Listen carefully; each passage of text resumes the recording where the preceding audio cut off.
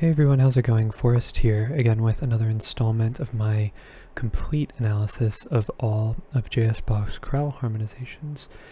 Today we're looking at Lobe den Herren, den mächtigen König der Ehren, which translates to Praise the Lord, the mighty King of Honor. This is a moderately interesting chorale. It has a couple of quirks and interesting harmonic tidbits that we will talk about as we get to them. But we're just going to hop right into the analysis. It's pretty straightforward, all things considered. So, two sharps in the key signature. We start off on D major, we end on D major. I reckon we're in the key of D major. And after our first chord, we have another D major triad, D, F sharp, A, and D, before we move to A major over C sharp, E, A, and C sharp, which is our dominant in first inversion. We then have D, D, A, and F sharp, which is another tonic triad in root position, D major. So we have our 1, 5, 6, 1 progression. It's probably the most common progression at the beginning of the chorales, at least based on the chorales that I've analyzed up until this point. Not too many other progressions have really held a candle to the number of chorales that have started with this progression. We then get some syncopation going on here. C sharp, A, and E, which is another A major triad and first inversion, 5, 6. We then get B, D, G sharp, and D, which is G sharp diminished over B. So we're getting some secondary dominance here. That's 7, 6 of 5, as G sharp is the leading tone to A, which is our 5, as we've established from the 2 5 chords that we've had before. And then we have A major again, A, C sharp, E, and C sharp, which is a root position 5 chord, A major. If you look at this progression, 5, 6, 7, 6 of 5 going to 5, if we were looking at this in the key of A major, this would be a 1, 6, 7, 6, 1 progression, which is a chord progression we see a lot in Bach's music, and we're actually going to see it later in this chorale as well, or more specifically, we see it in the chorales.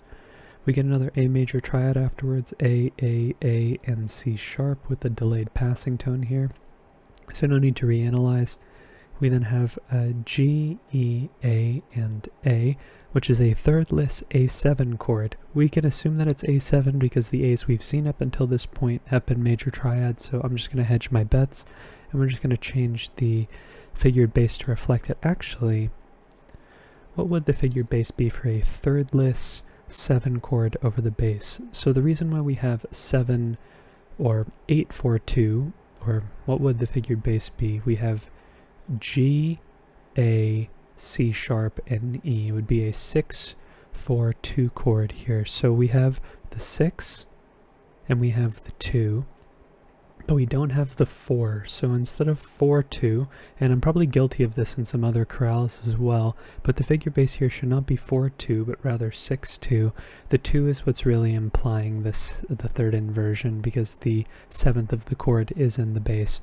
But that resolves the way we would expect to D major, F sharp, D, A, and D, more specifically D major in first inversion.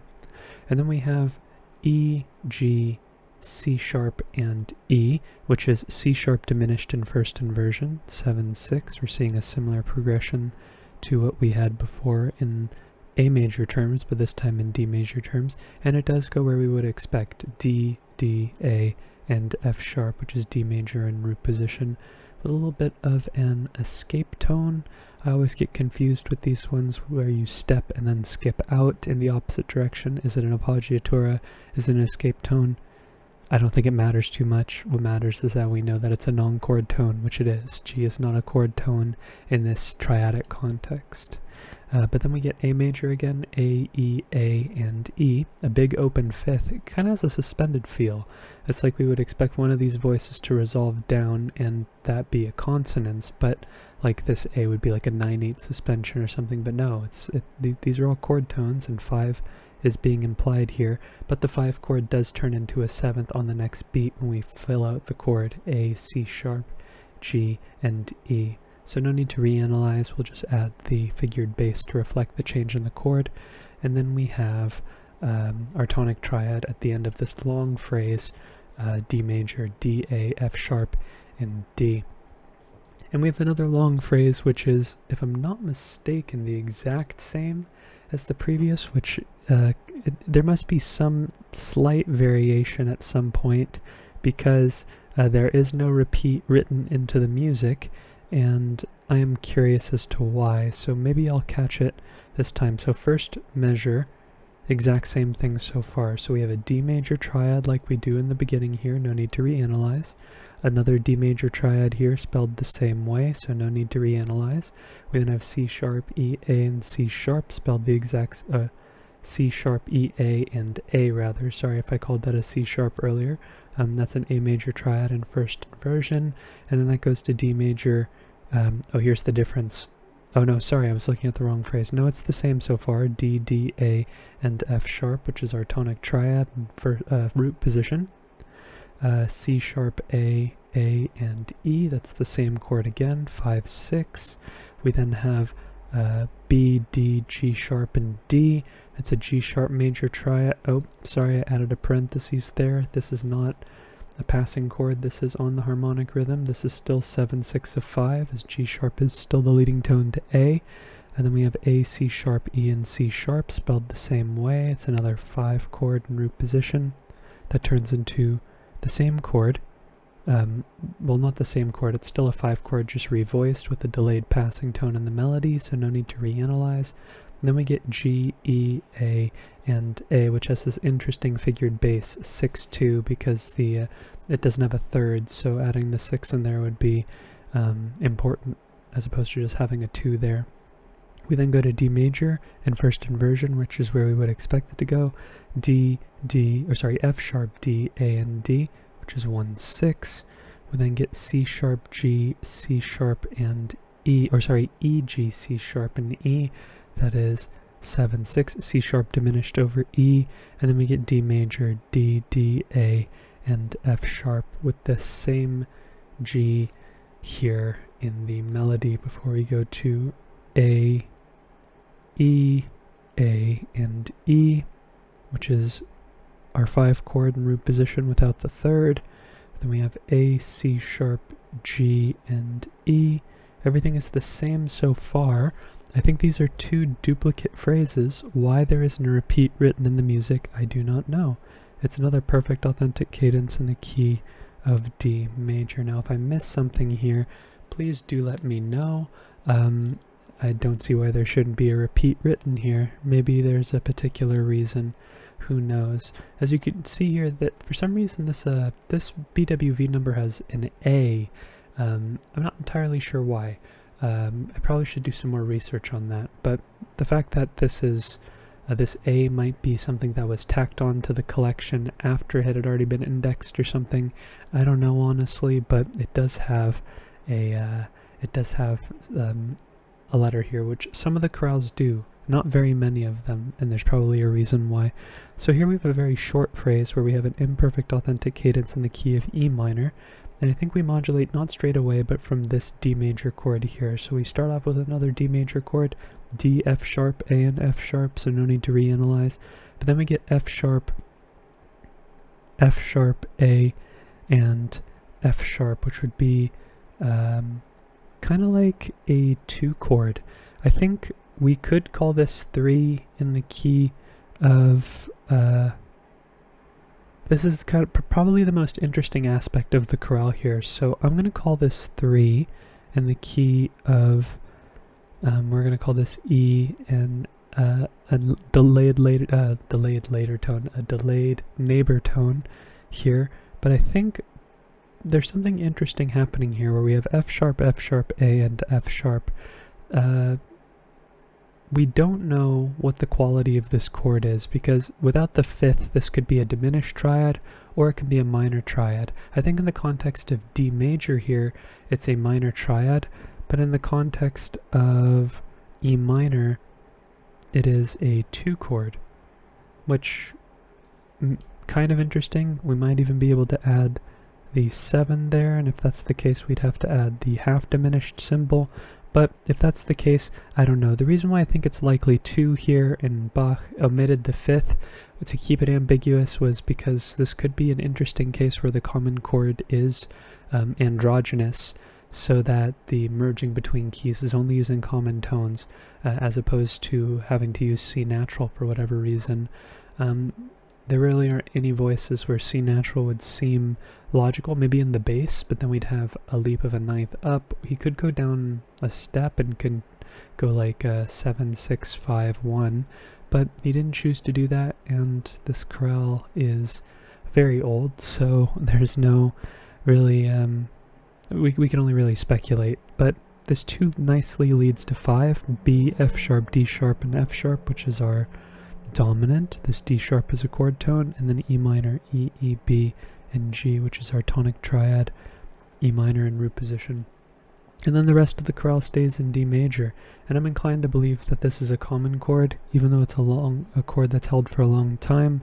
I think there's this juxtaposition of B major on one side and B minor on the other side, and I think there's like a dissertation to be written about the fact that B major versus B minor is very, very common in Bach's music. It's like of all of the chords we see juxtaposition of where we have major and minor within close proximity of one another. It's like always B, and I don't know why. Maybe it's just a coincidence, but because Bach was writing with a smaller palette of keys. We do see him modulate to distant and different areas, but most of the time he stays in the realm of 4 sharps to 4 flats, and usually more towards the top of the circle of fifths. But I think this, for all intents and purposes, we're going to call this E minor chord our 2 in the key of D major, and then we get a transitive chord progression, B, F sharp, B, and F sharp. We get another one of these like open fifths that we've seen before, and I'm just going to assume that that's a B minor chord. We don't know if it's B major, we don't know if it's B minor, but still we're seeing B here, and it kind of hits differently. I don't know why. It kind of sounds more minor to me. Maybe it's because D major has been in my ear, and I'm expecting the D natural rather than D sharp, even though D sharp was what was just previously heard. So we don't know. Maybe this is still 5. Who knows? Regardless, we get a passing. So we get A in the bass, and then we still have the B major over it. But the notes that are in passing in the other voices, this B is still a chord tone. This D is also a chord tone here, but then we get this G right here, so we don't fully get the chord happening here, but we get the A, the F sharp, the B, and the F sharp. So this would be another thirdless, a thirdless 7 chord in third inversion. So this would be another 6-2 chord, which is really interesting. The fact that they're occurring twice in the chorale is unusual, but you could make the argument that we do have a passing G major chord. 6 going to 4 is a relatively common progression, but the chord that we get afterwards is G, C sharp, E, and C sharp, and I think this is a 7-6-4 chord. It's a passing 6-4 chord, so kind of is forgiven by the textbook, even though we see 6-4 chords branch outside of the common use cases of 6-4 chords in common practice period chord progressions. But I think also you could analyze this as a 2-6 chord as well.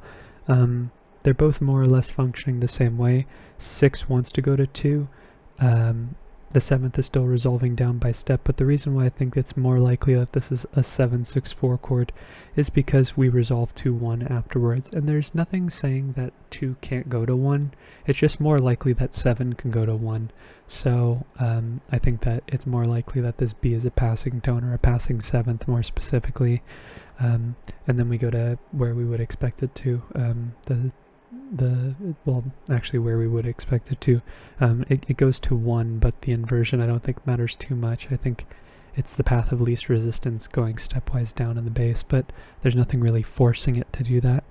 But yeah, we have a D major triad in first inversion, F sharp, A, D, and A. Then we get C sharp, A, and F sharp here. But I think what's happening is this F sharp is actually like a 5-6, or maybe even a, what could it be?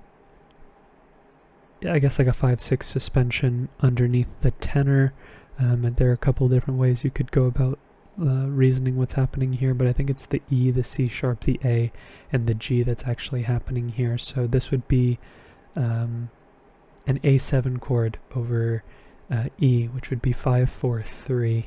And the reason why I don't think this is just a 5-6-4 chord, but rather a 5-4-3 chord is because the G happens at the same time as the suspension, so it changes the quality of the chord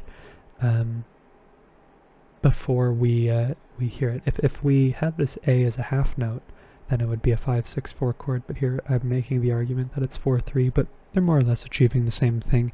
It really is just splitting hairs at this point. But then we go to D major in root position, D, F sharp, A, and F sharp, which is our tonic triad in root position, and then our half cadence in the key of D major concludes with A major, A, C sharp, A, and E, which is a 5 chord.